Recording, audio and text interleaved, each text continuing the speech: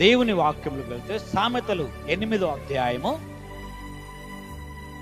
20వ వచనములో, నేను 20వ వచనం, నీతి మార్గమునందును నీతి మార్గముల యందును న్యాయ మార్గముల యందును నేను నడుచుచున్నాను. నన్ను ప్రేమించు వారిని ఆస్తికర్తలుగా చేయుదును. వారి నిధులను నింపుదును. చాలు. హల్లెలూయా. ఇప్పుడు ఎలా ఉన్నదమ్మా? నువ్వు చేసే పనిలో ఆశీర్వదించబడాలంటే ఒక వ్యక్తి నీకు అవసరమా లేదా?